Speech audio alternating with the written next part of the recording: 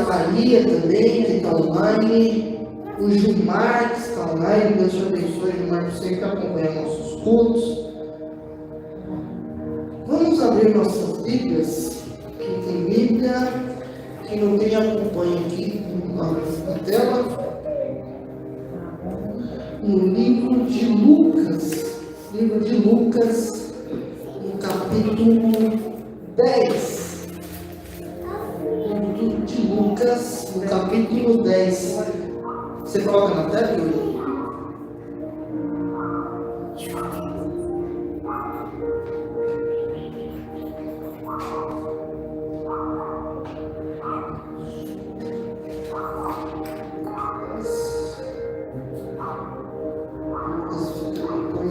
Marcos e Mateus, no Novo Testamento.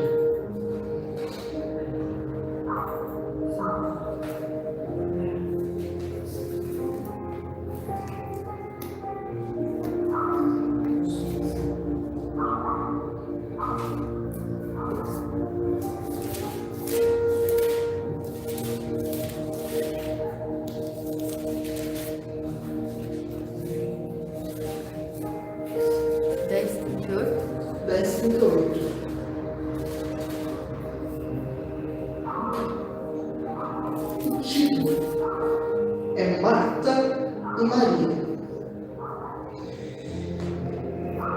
E aconteceu que, indo eles de caminho, entrou Jesus numa aldeia. E certa mulher, do nome Marta, o recebeu em sua casa. E tinha esta uma irmã chamada Maria, a qual, assentando-se também aos pés de Jesus, ouvia a sua palavra. Marta, porém, andava distraída em muitos serviços, e aproximando-se, disse: Senhor, não te importas que a minha irmã me deixe servir só?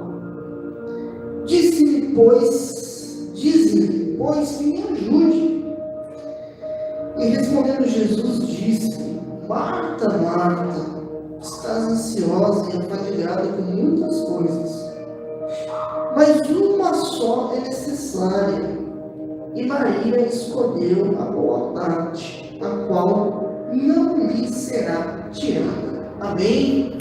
Amém. Marta e Maria são irmãs de Lázaro, o qual Jesus ressuscitou depois de 4 dias. Eram amigas de Jesus. Moravam em Betânia.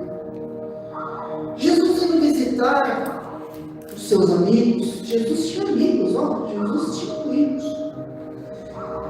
Indo visitar, é como se alguém fosse visitar a nossa casa. Eu falo pela minha esposa. Às vezes a gente recebe visita e ela não para. Ela quer dar atenção, ela quer ir na cozinha, ela quer preparar alguma coisa, e ela está lá. Eu estou lá na sala, às vezes, conversando, e a Jéssica está na cozinha fazendo doce, vai fazer uma coisa. E é o que aconteceu com Marta. Marta estava na correria. Por quê? Porque ela estava preocupada com a recepção dos que estavam com Jesus. Jesus não andava sozinho. Jesus andava ele, mais os 12, e andava com mais algumas pessoas. Então era um povinho grande para alimentar, não era qualquer pãozinho que alimentava essa galera, não. E nisso, enquanto Marta está lá correndo, a irmã dela sentou e falou: eu vou ouvir o que ele tem para falar. Sentou com o povo lá, Jesus conversando, Jesus falando, e Maria lá, até que Marta se incomoda.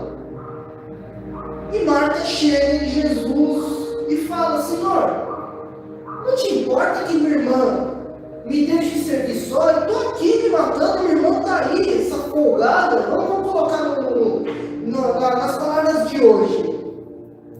Chega lá, você lá está fazendo suas coisas, sua irmã lá sentada sem fazer nada, você vai chegar e falar assim: pô, você é folgada. Estou aqui me matando e você está aí. É o que Marta quis dizer de Maria.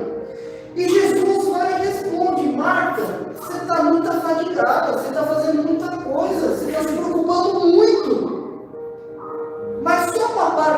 necessária. E a Maria, sua irmã, escolheu uma boa parte. Isso nunca vai ser tirado dela. O que era? A palavra de Deus. Os bons conselhos que Jesus estava ali falando.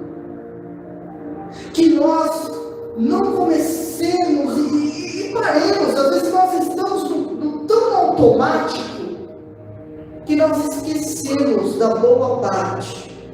Nós esquecemos de estar em comunhão com Deus. Nós esquecemos de nos aproximar mais de Deus, de estar mais na sua presença. Porque a nossa vida hoje, principalmente quem mora em São Paulo, é uma vida que a gente vive no automático. A nossa rotina é uma rotina doida. E quando a gente vai parar à noite, às vezes, tem tanta coisa que a gente deixou para trás. Tem tanta coisa que a gente não fez. Por quê? Porque a nossa vida cotidiana é essa. Agora imagina a nossa questão espiritual. Se na nossa questão material nós deixamos às vezes de fazer algumas coisas, imagina o nosso espírito. E a nossa comunhão com Deus? Estar na presença de Deus. Será que você está na presença de Deus? Será que você tem se aproximado mais de Deus? Será que você está mais em oração? E isso Deus pergunta não só para todos nós que estamos aqui, a começar do pastor. O pastor é o primeiro que Deus chama a atenção. O pastor é errado como todo mundo. Ele é falho como todo mundo é. Não é porque nós somos pastores aqui que, eu sou o certão. Não, jamais, pelo contrário. E Deus pergunta a todos nós: será que você está escolhendo a boa parte? Será que você está tendo tempo para falar com Deus? Para cuidar da sua alma? Para realmente você ter uma comunhão com Deus? Estar fazendo as coisas da igreja não é estar em comunhão com Deus. Às vezes as pessoas pensam que viver 24 horas na igreja é ter comunhão com Deus. Não é. Isso é religiosidade. Você vira um religioso.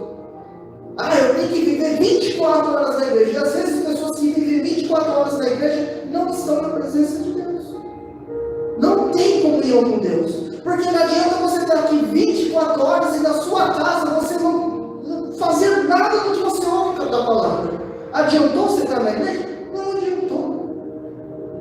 Quantas pessoas que aqui dentro da igreja são santas? São pessoas maravilhosas, são pessoas pacifistas, pessoas que, nossa, você fala, é um exemplo de família, é um exemplo de pessoa, é um testemunho cristão.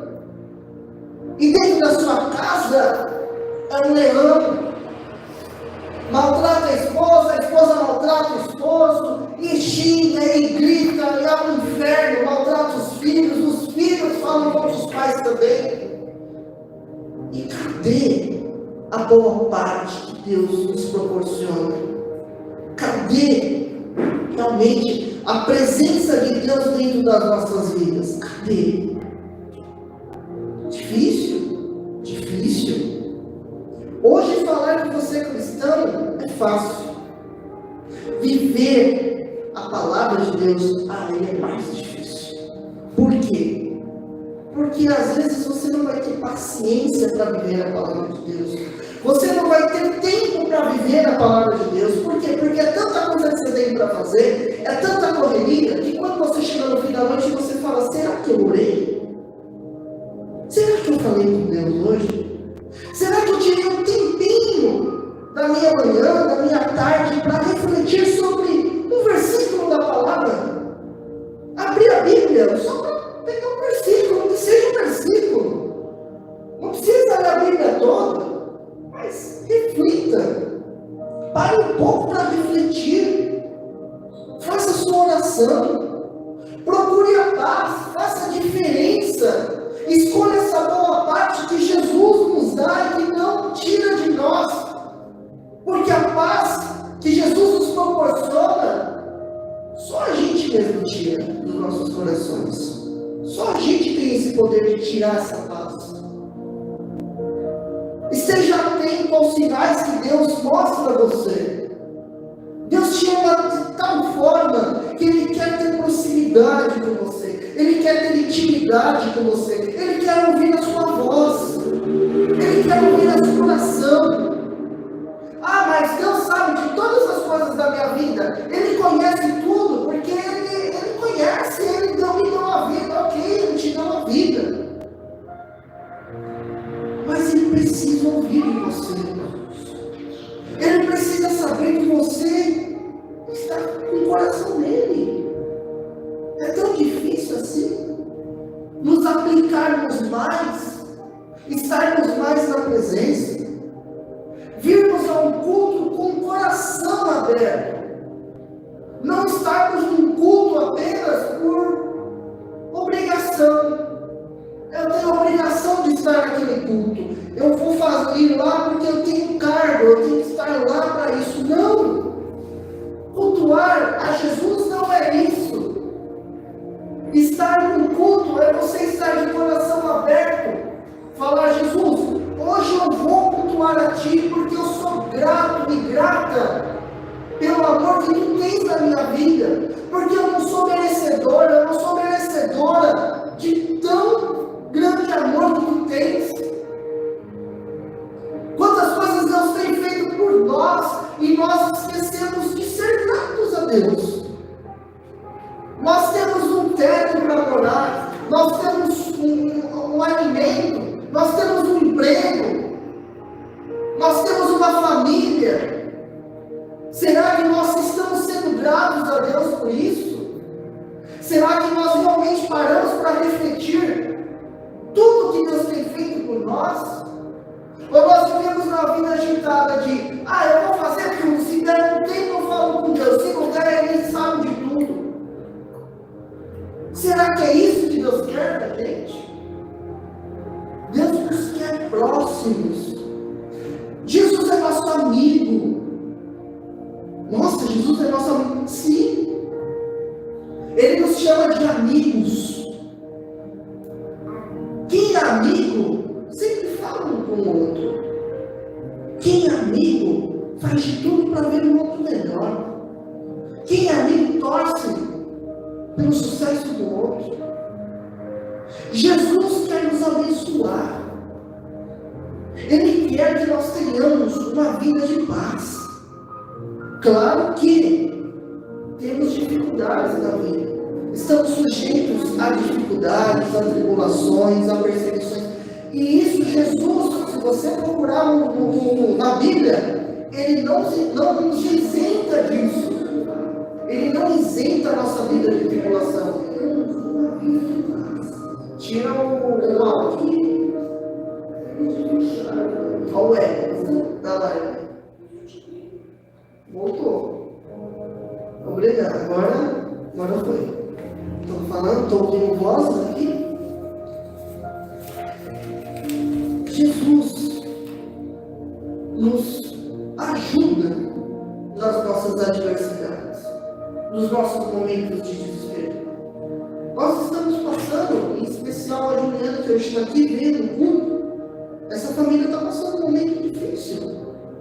Ela está com o tio dela internado há dias, e hoje ela está no culto aqui. Nós estamos em comunhão orando por essa família, para que logo o tio dela saia. E quantas outras famílias estão passando um momento de desespero? E quantas famílias precisam se aproximar de Deus? Por quê? Existem pessoas que só lembram que Deus existe quando o barco está quase afundando. Só lembra que Jesus existe na sua vida quando a conta aperta, quando a dívida chega, quando a enfermidade chega na sua casa, quando o seu casamento está abalado a tal ponto de chegar quase a um divórcio. Aí lembram que Deus existe. Aí querem chegar perto de Deus. Aí querem falar com Deus. Aí querem chegar numa igreja e falar: olha Deus, eu preciso de uma resposta na minha vida. Mas e quando as coisas estavam boas? Você lembrou que Deus existia? É o que Deus nos pergunta. Será que quando você estava com dinheiro na sua conta, você lembrou que Deus era Deus na sua vida? Será que quando tudo estava em paz na sua casa, você lembrou que Deus estava com você? Será que você tirou esse momento para falar com Deus quando tudo estava bem? Que nós possamos tirar esse momento quando as coisas ainda estão bem nas nossas vidas. Que nós possamos lembrar de Deus em todos os momentos. Que quando no nosso acordar, nós possamos agradecer a Deus por estarmos vivos. Por podermos levantar, tomar um banho, ter uma roupa. Ah, Jesus, mas eu estou num momento que às vezes me falta alguma coisa. Mas Deus conhece os nossos corações. E Ele sabe do nosso limite. Ele sabe até onde nós vamos aguentar. Mas Deus não nos deixa perecer. Nunca. Nunca. Ele sabe o nosso limite. Ele sabe até que ponto nós podemos chegar. Então reflita sobre essa palavra hoje que nós lemos, sobre Marta e Maria, que Maria tirou a boa parte, escolheu a boa parte, escolheu estar aos pés de Jesus, ouvir o que Jesus tinha para falar. Era o que Marta poderia ter feito, mas ela tão atarefada, tão preocupada com as coisas que não eram concernentes ao reino dos céus. E está escrito na palavra: buscar primeiro o reino dos céus e a sua justiça, as demais coisas vos serão acrescentadas. Busque o que faz bem para a tua alma. Você tem uma alma para prestar conta. Você tem uma alma. Ela precisa receber um alimento espiritual que é a palavra de Deus. É o que está dentro desse livro tão sagrado para nós cristãos. É a palavra de Deus. Ela precisa se alimentar. Ela precisa saber que existe um Deus em que ela está em comunhão, que ela tem comunhão. Fale com Deus. Não o abandone. Não o abandone. Não deixe de lado. Mas que a sua vida tenha sentido através da palavra de Deus. Que a sua base seja a palavra. Que a sua estrutura seja a palavra de Deus. E você pode ter certeza que através do momento, a partir do momento em que você colocar a sua vida como base a palavra, muita coisa começa a dar certo. Muita coisa começa a dar certo.